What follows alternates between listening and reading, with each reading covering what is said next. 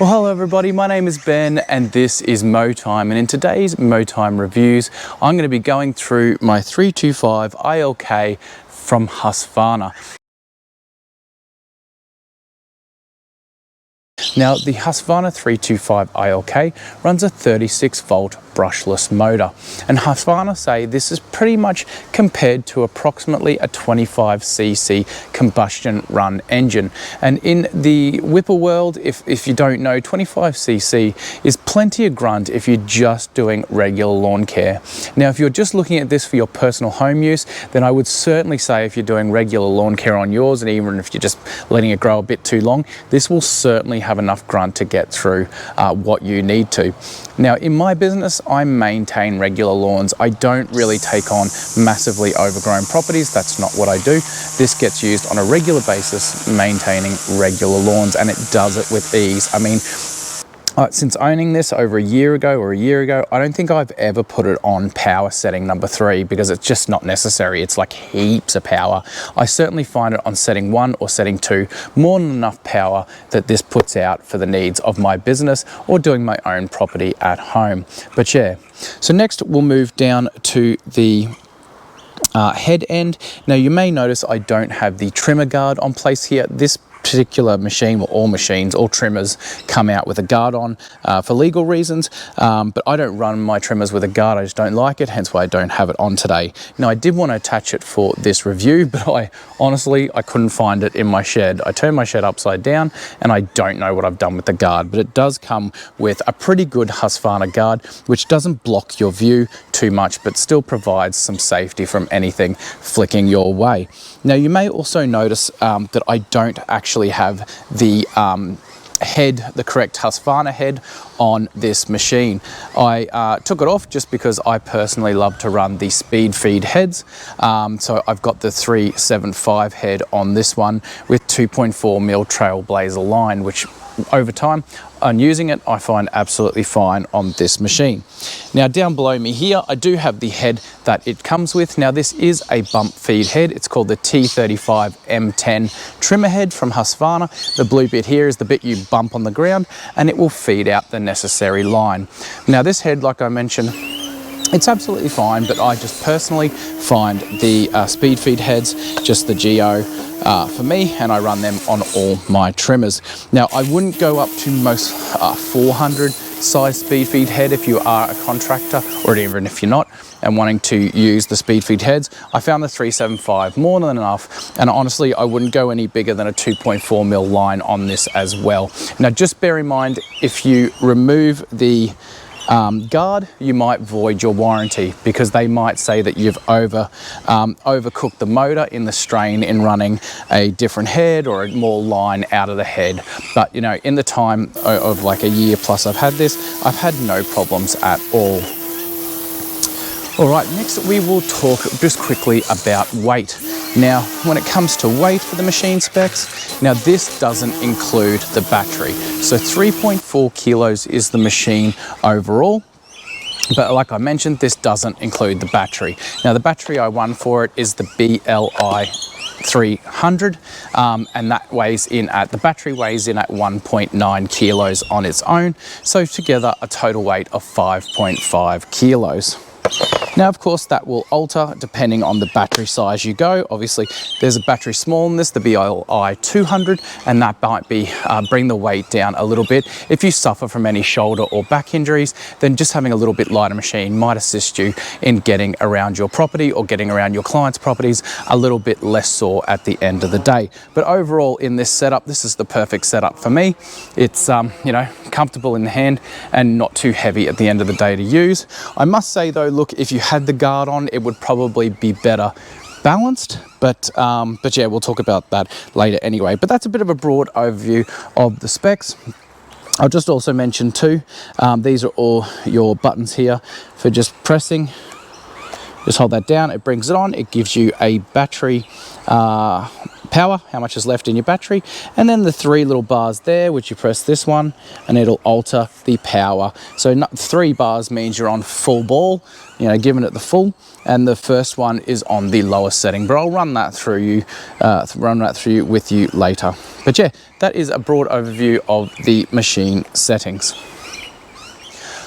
All right, everyone, so next we'll talk about warranty, because let's face it, those are important things, whether you're in a contractor and in the commercial game or whether you're a homeowner. Warranty is still important. You want to know if something fouls up with the machine, that you're able to have enough warranty to get it placed. Now, if you're not aware, when it comes to private homeowner use against contractor use, they are not the same warranties. And for obvious reasons, a contractor is using the machine far more than someone who's just using the machine on their own property at home.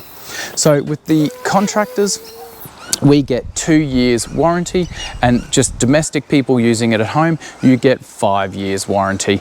But just double check with your dealer wherever you go ahead. If you choose to go ahead and purchase the 325, just check with your dealer when you pick it up, and they'll let you know the exact more specifics, but that's generally the overview of warranty. All right, now we'll take a look at probably one of the most important key aspects as well, which is of course comfort. How comfortable is this thing to use? Now, as mentioned, if you're using it daily, and I find it comfortable to use day in, day out, then if you're just looking at this machine for your own domestic personal use at home, then you will certainly find it comfortable. Now, overall, all I've had to do mainly is just shift the grab handle into a more comfortable position for me. I think it was a little bit further down when I originally got it, but I just brought it a little bit closer to my body, and I find that a bit more upright, and to be able to have a good posture when brush cutting, but still have yet the head at a good angle to the ground when I'm doing my edging passes around every client's property.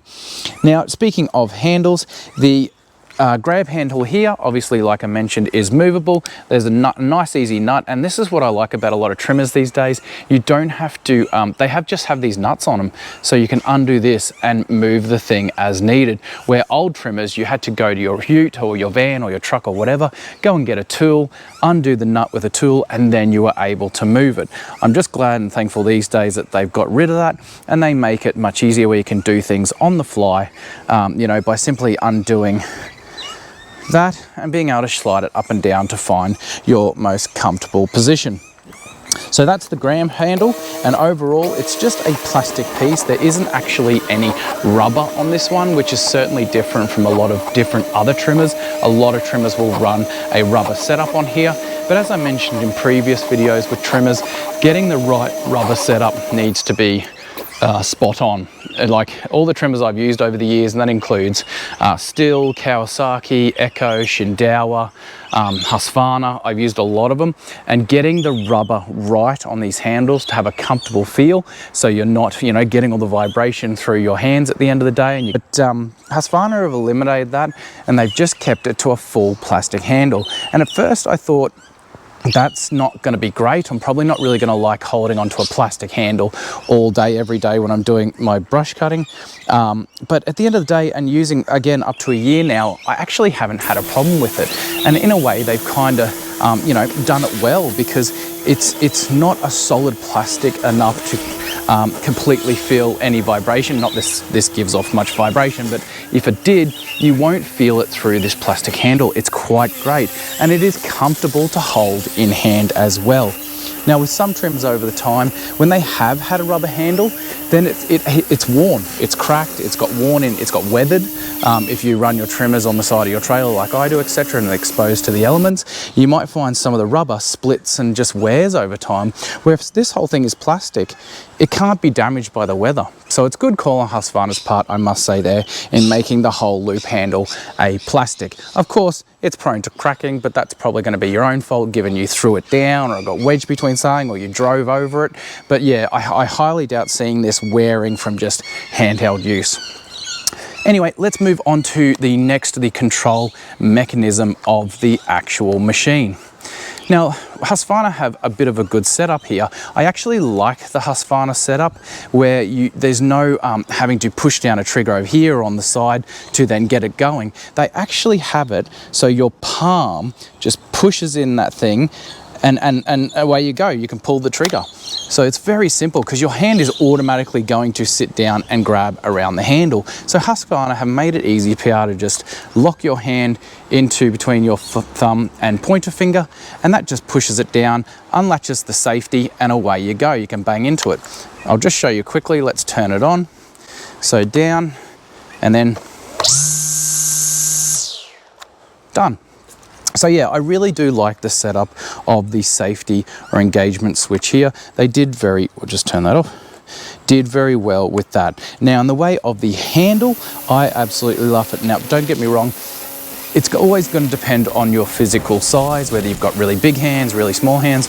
I'd like to think my hands are like in the middle somewhere, but the oval or the circumference of the circle of the circumference of the handle is actually really comfortable for my setup. I'm super comfortable using it. It doesn't feel too thick, doesn't feel too thin. It's just sort of right for my handheld use. But of course, when you go to your dealer, pick it up, have a feel in the shop, make sure you hold it for a bit, get a real good feel for it to feel if it's the right fit for you. But overall, I find the handles on the Husqvarna a really comfortable setup to use throughout my day.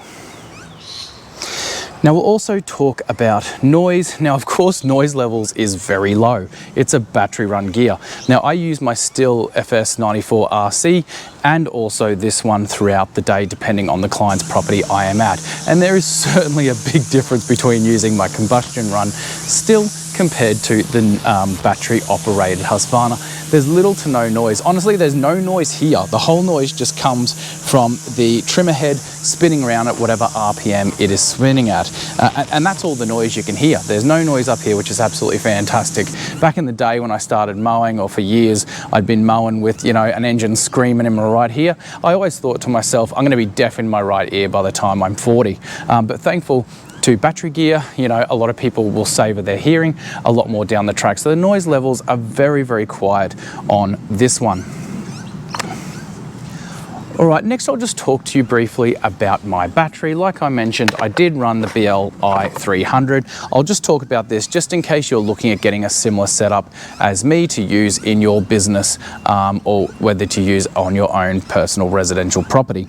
Now the BLI 300 will set you back, I think I paid $439 for this, and then you're gonna need a charger for that, and the charger I got is a sort of the Husqvarna's speed charger, and that's known as the QC 500. I'll put a picture up on the screen and you'll be able to see what I am talking about.